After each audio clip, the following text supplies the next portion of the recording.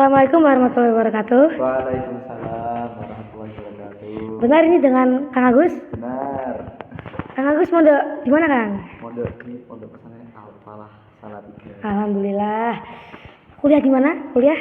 Di UIN Salatiga. Dekat sana. Udah berapa lama di sini, Kang? Belum ada setahun. Wah. Enggak apa ya, Kang, semoga betah. Amin. Kita, Kang. Jadi kita mengajak Kang Agus ke sini untuk melaksanakan suatu podcast, Kang. Podcastnya tuh berjudul dan bertema tentang Amul Husni, Kang. Amul Husni itu adalah tahun berkabung. Oh, ya. Siap ya, Kang? Kita mulai podcast ini, Kang. Siap. Oke, Kang. Untuk memulai podcast ini, Kang, saya ingin bertanya tentang hal yang paling umum ditanyakan, Kang. Ya. Apa yang Kang Agus ketahui tentang Amul Husni atau tahun berkabung? Oh ya.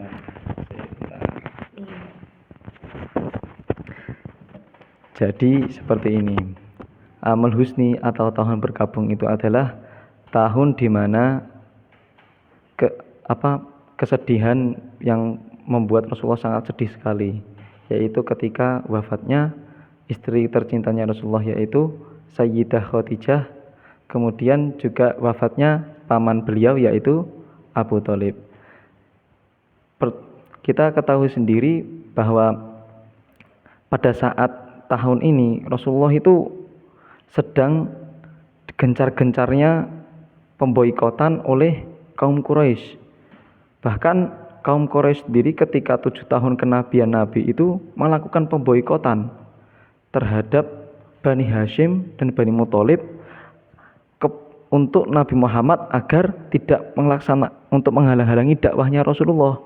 Sehingga tekanan kaum Quraisy kepada umat muslim, kepada Muhammad itu sangat keras sekali, sangat keras, sangat ekstrim, sehingga mengakibatkan susahnya pergerakan dakwah Rasulullah kemana-mana. Sehingga ada penjelasan itu bahwa kaum muslim itu sampai pergi ke celah-celah gunung, naik bukit, bersembunyi untuk menghindari siksaan atau tekanan dari kaum Quraisy. Seperti itu. Ini sekitarnya terjadi tahun sekitar 616 Masehi sampai 619 Masehi, tahun 7 sampai ke 10 kenabian. Nah, itu. Terima kasih, Kang. Itu cukup panjang ya penjelasannya. Ya. Saya jadi lumayan tahu tentang Amul Husni. Oke, saya ingin menanyakan lagi nih, Kang. Permisi ya, Kang. Kira-kira sebelum Amul Husni itu terjadi peristiwa apa dulu, Kang, sebelum terjadinya Amul Husni, Kang? Ya. Jadi dari sebelum terjadi itu emang dari awalnya kan Rasulullah memang awalnya kan bukan sebelum diangkat jadi nabi. Sebelum diangkat jadi nabi, Nabi Muhammad sendiri ini kan dikenal oleh masyarakat Arab di Mekah itu kan sebagai orang yang jujur. Pertama kan Al-Amin. Al-Amin kan tahu kan, orang yang pernah dianggap orang yang sangat dipercaya ketika memasang Hajar Aswad itu. Ceritanya itu kan tahu ketika itu. Nah, itu kan sebuah salah satu di mana Allah itu memberi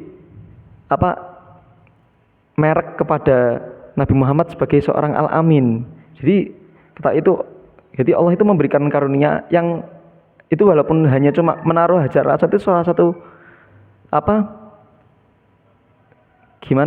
salah satu bagaimana Allah itu memerki Rasulullah seperti itu sebagai seorang Al-Amin, ya, seperti itu. Kemudian seiring berjalannya waktu menikah dengan Khadijah suatu saat umur 25 tahun, ya kan, karena beliau kan awalnya bisa menikah itu kan menjadi pegawainya Khadijah, berdagang di Syam bolak-balik itu kan jadi pegawai. Kemudian Khadijah tertarik kemudian dinikahi. Nah, ketika sudah menikah kemudian sering berjalannya waktu, kemudian pada umur 40 tahun Rasulullah diangkat menjadi nabi dan rasul, menjadi nabi oleh Allah Subhanahu wa taala. Nah, itu diberikan nahwi pertama surat Al-A'la, kemudian sering berjalan waktu.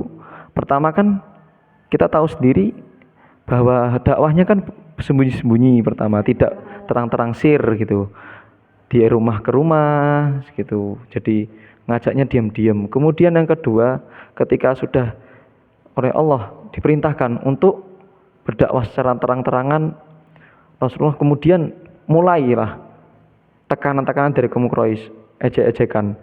Kamu seperti Abu Lahab itu kan, kamu itu keponakan saya kok seperti ini, padahal kita dari dulu kan keluarga kita itu nyembah-nyembah berhala seperti itu kan. Ya, seperti itu. Jadi kita tahu ketika tekanannya sangat kencang sekali hingga dari tahun pertama, selanjutnya dari awal berdakwah terang-terangan hingga terus-terus tekanan, kemudian pada tahun 7 kenabian lebih tepatnya itu terjadi pemboikotan terhadap Bani Hashim dan Bani Muthalib untuk menekan dakwah Rasulullah. Karena memang Rasulullah sendiri kan mengawali dakwah lewat keluarga. Pertama kan keluarga, seperti itu. Pertama keluarga dulu, kemudian baru ke teman-temannya, saudara-saudara, seperti itu modelnya kan. Kemudian lanjut lagi ketika pemboikotan itu dilakukan oleh Abu Jahal sendiri hingga memasang piagam pemboikotan terhadap Bani Hashim dan Muthalib di Ka'bah. Di Ka'bah itu dipasang langsung piagam pemboikotan terhadap Bani Hashim dan Bani Muthalib, seperti itu. Kemudian berlanjut sekali tekanannya semakin keras. Kemudian setelah 10 tahun kenabian, ketika keras-kerasnya, kemudian umat Islam kan selalu imannya kuat, tegar. Jadinya enggak terpengaruh walaupun ditekan seperti apapun. Seperti itu kan tetap tegar, walaupun disiksa seperti apapun tetap tegar. Jadi karena itu, jadi gimana ya, orang-orang Quraisy itu melihatnya jadi kayak kok gini terus, jadinya bosen. Terus akhirnya apa, dicabut boikotnya. Tahun 10 kenabian dicabut pemboikotannya oleh Abu Jahal sendiri, karena emang udah malas toh. Kemudian setelah pemboikotannya dia dicabut oleh kaum Quraisy, mulailah kesedihan Nabi. Pertama itu wafatnya istri beliau. Setelah 25 tahun bersama, kemudian wafat istri beliau Khadijah. Kita tahu bahwa Khadijah adalah istri tercintanya Rasulullah. Bagaimana Khadijah bisa menenangkan Rasulullah ketika menerima wahyu? Ingat ketika dari Gua Hira datang ke rumah, langsung zamiluni, selimuti aku. Kemudian apa Khadijah? Khadijah menemani. Maka aku adalah orang yang pertama bersaksi bahwa kamu adalah Nabi Allah. Ya kan, yang pertama kan Khadijah sendiri yang berkata. Bagaimana cintanya Nabi besarnya cintanya Nabi kepada istrinya Khadijah itu sangat luar biasa sekali. Kemudian berlanjut setelah wafatnya Khadijah sangat bersedih, belum selesai kesedihan Nabi, tambah lagi kesedihan Nabi, yaitu meninggalnya pamannya Abu Thalib. Abu Thalib ini ketua, maksudnya pemimpin Bani Muthalib sepeninggal kakeknya. Dari sejak kakek Abdul Muthalib meninggal, kan Abu Thalib ini kan anak pertama. Jadi beliau yang memimpin Bani Muthalib. Bani Muthalib dan Bani Hashim ini keluarga dari ibunya. Kan melindungi dakwahnya Rasulullah, dua bani ini. Nah, ketika meninggalnya Abu Thalib, ini kan menyebabkan kesedihan bagi Rasulullah. Karena pertama, Rasulullah kehilangan yang melindungi Rasulullah. Siapa yang melindungi selama ini? Abu Thalib. Di mana-mana beliau dakwah, siapa yang melindungi? Abu Thalib. Karena kaum Quraisy itu tidak berani bergerak karena ada Abu Thalib yang menghadang, yang menjaga itu. Kemudian juga yang menambah kesedihan Rasulullah itu apa? Abu Thalib itu tidak bersaksi masuk Islam, belum syahadat. Abu Thalib itu belum syahadat. Jadi hingga meninggalnya itu Rasulullah nggak tahu udah syahadat apa belum. Karena ketika ditawari oleh Rasulullah untuk syahadat itu ada maksud lain, ada apa? Masih Abu Thalib itu masih pingin gimana ya? Tidak mau meninggalkan agama nenek moyangnya seperti itu. Padahal Rasulullah, ayolah masuk Islam, tapi tetap kekeh itu. Tapi tetap menjaga Nabi, tetap menjaga seperti itu. Yaitu kemudian banyak peristiwa ya, kesedihan beruntun itu, kemudian ya setelah itu ya muncul kebaikan banyak.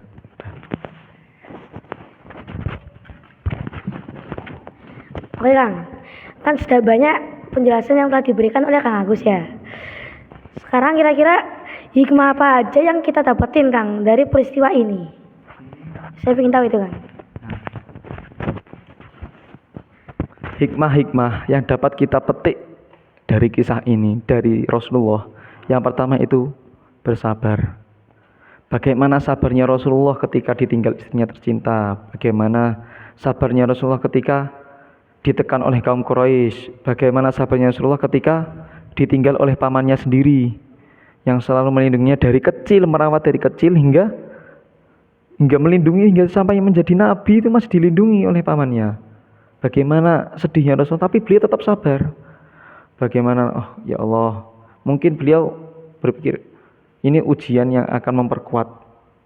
Nah, kemudian yang kedua itu, ini bersambung, setelah sabar nanti kuatlah iman Rasulullah. Kuatnya iman Rasulullah, dikuatkan imannya. Ujian yang diberikan kepada Allah, oleh Allah kepada Nabi Muhammad ini bertujuan apa? Pertama untuk bersabar, kemudian setelah bersabar dikuatkan iman Rasulullah, tidak goyah. Semakin dikuatkan, semakin kokoh, semakin kuat, semakin tegar berdakwah, semakin gencar berdakwah, tidak takut apapun. Walaupun sebagaimana gangguan, sekejam apapun gangguannya, ekstrim apapun gangguannya oleh kaum Quraisy. Kemudian setelah itu bertambah lagi yang kedua, hikmah yang ketiga. Yang ketiga itu ya apa? Tetapnya menjalankan kewajiban walaupun dilanda musibah. Rasulullah dilanda musibah, udah kehilangan istrinya, kehilangan pamannya, ditekan. Tapi beliau tetap berdakwah, tidak pernah berhenti, tetap berdakwah. Itu kan kewajiban seorang Rasul, Nabi dan Rasul kan berdakwah, mendakwahkan agama Allah, ajaran-ajaran Allah. Itu kan itu salah satu tugas Rasul, yaitu tabligh. Nah, sifat tabligh. Nah, itu kan itu menyampaikan wahyu. Itu kan jadi Rasul tetap bertanggung jawab atas kewajibannya untuk selalu menyampaikan risalah-risalah Allah. Kemudian yang keempat itu tentang ada setiap setelah kesedihan pasti akan diberikan nikmat. Apa yang terjadi setelah Amul Husni yaitu Isra wal Mi'raj. Nah, setelah kejadian Amul Husni kan Rasulullah diberikan apa itu? Isra Mi'raj. Nikmat yang sangat luar biasa sekali, bagaimana perjalanan Rasulullah dari Makkah kemudian Masjidil Haram, kemudian Masjidil Aqsa, dari Masjidil Aqsa kemudian ke Sidratul Muntaha dalam satu malam saja. Kemudian diturunkan perintah sholat pada malam itu, sholat 5 waktu kan pada saat Isra Mi'raj. Diberikan perintah sholat. Itulah nikmat yang diberikan oleh Allah kepada umat Islam di seluruh dunia. Bagaimana hebatnya Rasulullah. Nikmat yang telah diberikan oleh Allah kepada Rasulullah. Seperti itu. Ya, mungkin itu hikmah-hikmahnya. Masya Allah, sungguh tegar sekali ya Rasulullah Kang. Itu kalau saya mau jadi dia mungkin tidak kuat itu. Udah tidur aja itu hidupnya. Ya udah Kang, segitu aja ya Kang podcastnya Kang. Terima kasih. Terima kasih telah memberikan banyak sekali informasi Kang. Informasi ini Kang. Assalamualaikum warahmatullahi wabarakatuh.